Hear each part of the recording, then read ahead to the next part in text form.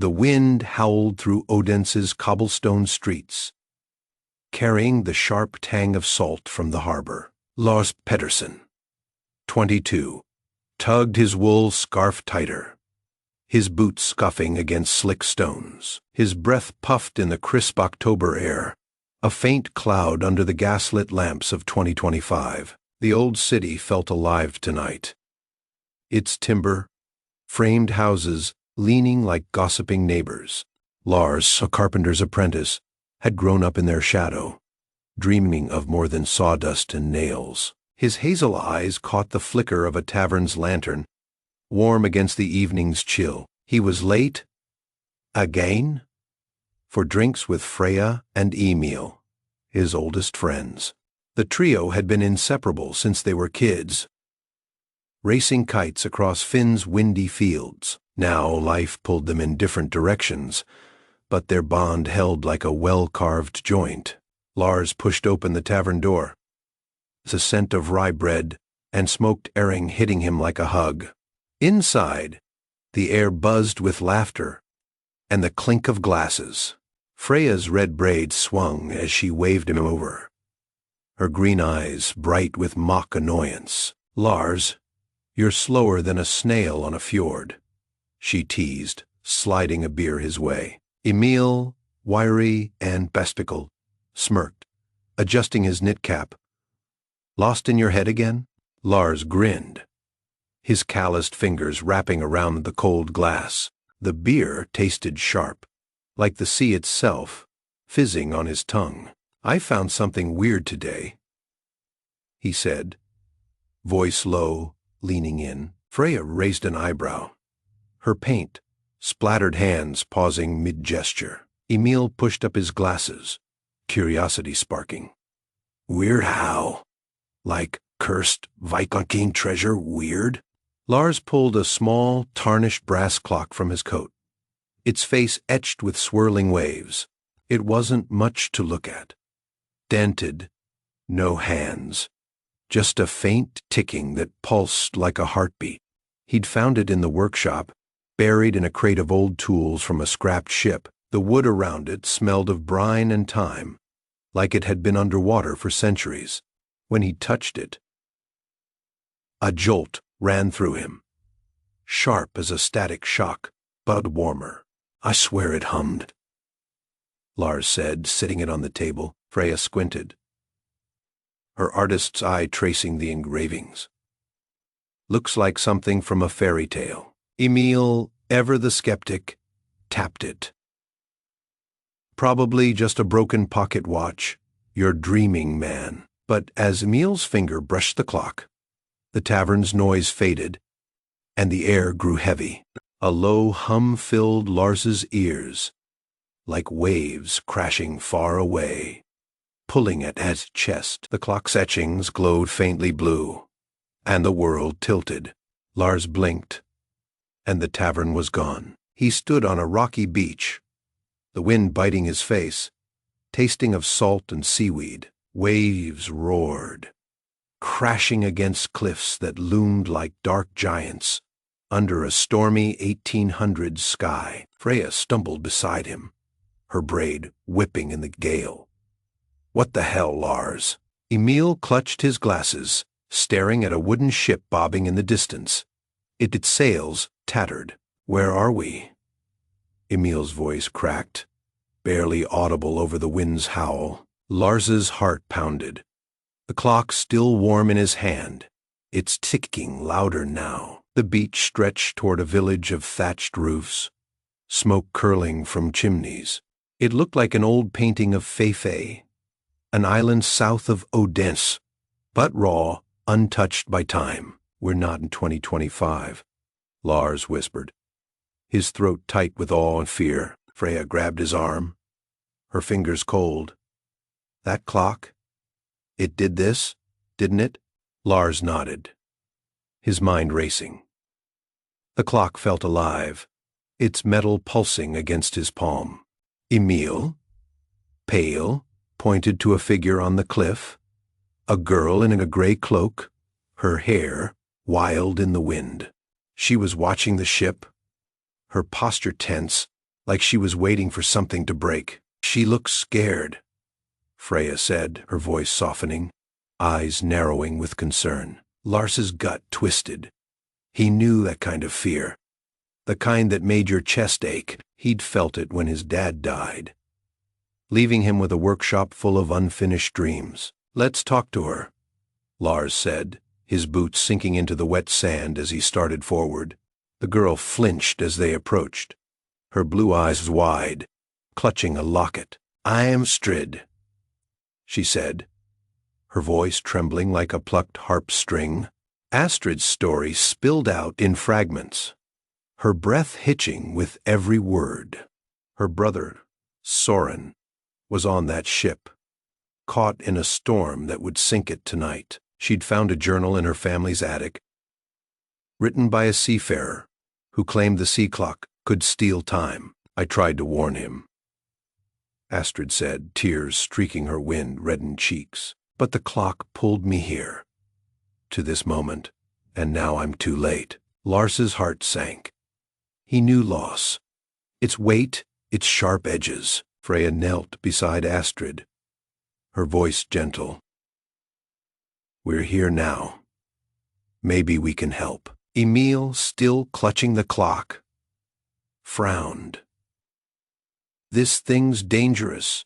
It could trap us." Lars met Emil's eyes, seeing his friend's fear mirror his own. But Astrid's desperation felt heavier than their doubts. The village was alive, with the scent of burning peat and the clatter of wooden carts. Fishermen shouted, their voices rough as they prepared nets under a bruised sky. Lars led the group to the docks, the clocks ticking a steady drum in his pocket. Astrid pointed to a small rowboat, its wood weathered but sturdy. "We can reach Soren before the storm hits," she said, her voice steadier now. Freya's eyes lit up, always ready for a challenge. "Let's do this then." Emil groaned, muttering, "This is how we die, isn't it?" Drowned in the 1800s, Lars chuckled, despite the tension. His friend's sarcasm, a familiar comfort. They climbed into the boat, the wood creaking under their weight, cold spray stinging their faces. The sea was a beast churning and dark, but Lars's hands were steady on the oars. Rowing felt like fighting a giant, the waves pushing back with every stroke. Lars's arms burned, his palms raw against the rough wood. Freya sang an old Danish folk tune, her voice cutting through the wind, grounding them. Emil, green-faced, clung to the boat's edge, muttering about stupid time travel. Astrid's eyes stayed on the ship, its silhouette fading in the gathering storm. Lightning cracked, illuminating the sky like a shattered mirror. Lars's heart raced, but he thought of his dad, how he'd taught him to face fear head.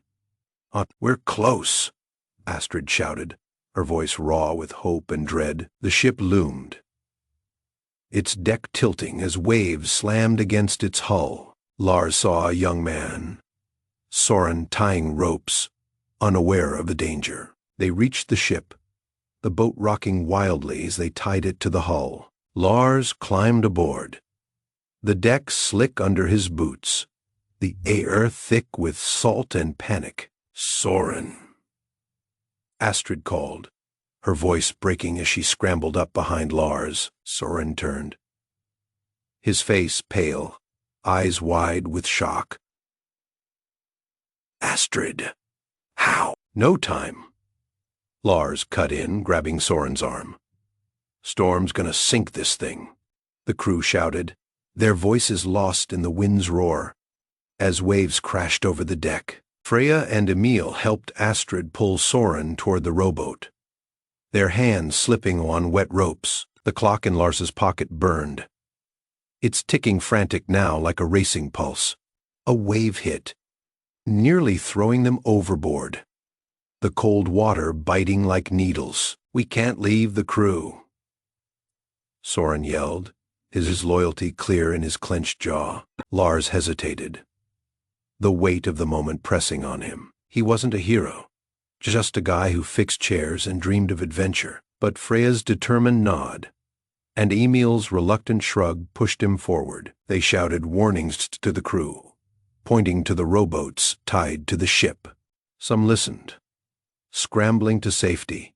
Others stayed, stubborn or scared. Lars's throat burned as he yelled, his voice hoarse against the storm's fury.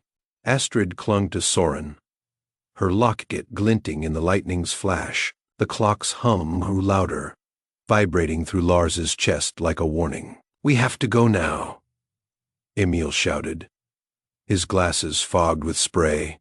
As they piled into the rowboat, the clock glowed, and the world spun again.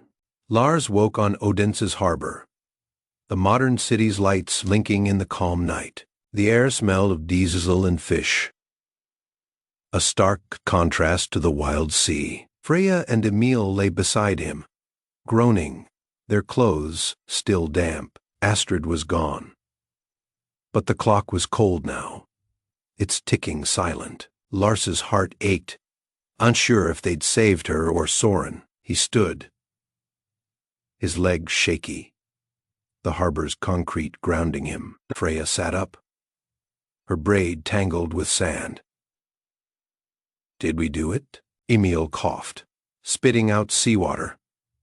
"If we didn't, I'm never touching a clock again." Lars laughed, the sound shaky but real, easing the knot in his chest. They walked back to the tavern, the city's hum a quiet comfort. The tavern was quieter now, the fire crackling softly, smelling of pine. Lars set the clock on the table, its brass dull under the dim light. Freya traced the engravings, her fingers steady, but her eyes distant. "I saw her locket," she said softly. It had a photo of Soren inside. Emil frowned, skeptical but shaken. "You think we changed history?" Lars didn't know, but he felt different, braver, like he'd carved something new in himself. He thought of Astrid's desperate hope, how it mirrored his own quiet dreams. "Let's find out," he said, pulling out his phone, his fingers trembling. He searched for Astrid's name, his heart pounding with every tap. A local archive popped up, mentioning an Astrid Hansen, who lived to 90, a painter. The article said she'd survived a shipwreck in 1825, her brother Soren by her side. Lars's breath caught, relief flooding him like warm sunlight. Freya grinned, punching his arm. "We're basically time-traveling superheroes." Emil snorted, adjusting his glasses. "Yeah, superheroes who almost drowned." Lars laughed, the sound full now, like the chime of a bell. The tavern's warmth wrapped around them, the smell of beer and bread grounding. He thought of his dad, how he'd smile at this crazy story. "We did something real," Lars said, his voice soft but sure. Freya raised her glass, her eyes bright. "To us, and to never losing each other." Emil clinked his glass, muttering, "And to staying in 2025, please." The next morning, Lars walked to the workshop, the air crisp with fallen leaves. The harbor glittered under a pale sun, its waves whispering secrets of the past. He opened the shop, the smell of sawdust and varnish filling his lungs. His dad's old tools hung on the wall, each one a memory of patience and craft. Lars picked up a chisel, its handle worn smooth by years of use. He wasn't just a carpenter's apprentice anymore. He'd faced time itself. At the harbor, he saw a mural, new and vibrant, signed A. Hansen, 1890. It showed a ship in a storm, a rowboat cutting through waves. 3 figures aboard. Lars's heart swelled, the paint's colors vivid. Like Astrid's hope had never faded.